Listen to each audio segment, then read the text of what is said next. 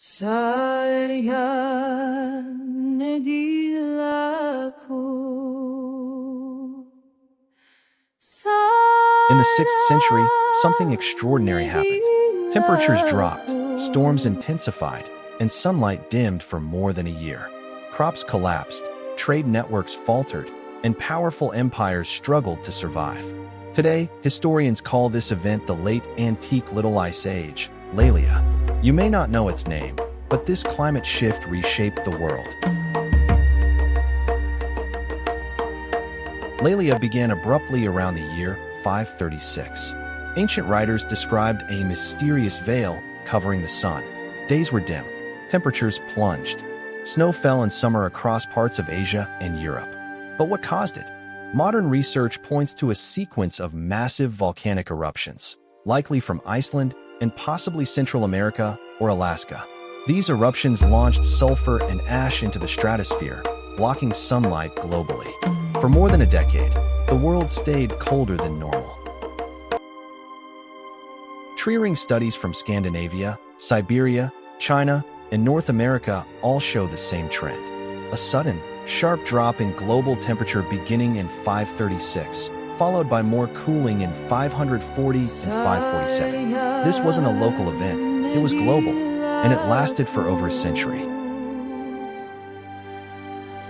In the Eastern Roman Empire, winters grew harsher. Harvests shrank, food prices surged. Already battling wars and political tension, the empire now faced environmental stress it could not control. Justinian's ambitious rebuilding project slowed. Supply routes suffered. And then came something far worse. Conditions were ripe for disease.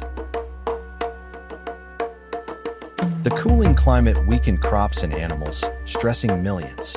In 541, the Justinianic plague erupted in Egypt and rapidly spread across the empire.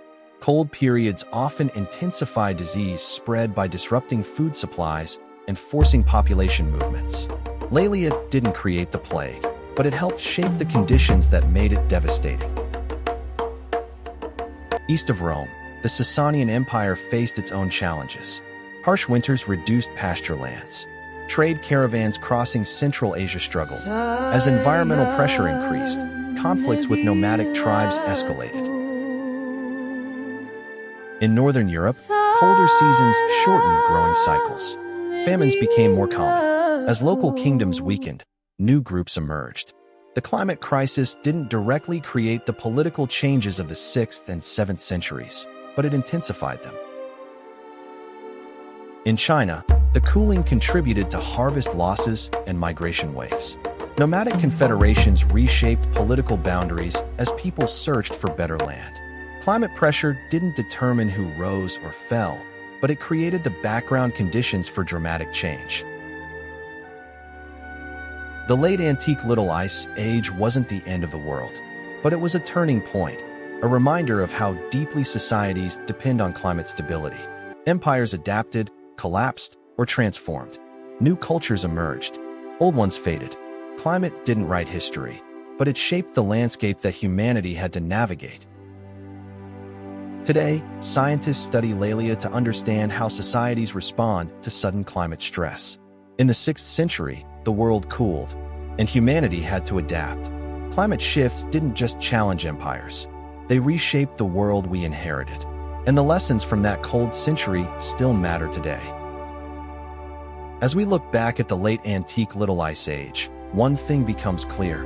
History isn't just a collection of dates and forgotten empires. It's a reminder of how fragile our world can be and how incredibly resilient humanity truly is. If this journey opened your eyes to a chapter of history rarely talked about, then you're in the right place. My name is Dicky, and this is Dicky Explores History, where we uncover the hidden forces that shaped our world. If you learned something new today or simply enjoyed the storytelling, I'd be grateful if you subscribed, liked, and shared this video. It helps this channel grow and allows me to keep creating deep, well-researched historical stories like this one. Thank you for spending your time exploring history with me. Until the next mystery, stay curious, stay inspired, and keep exploring.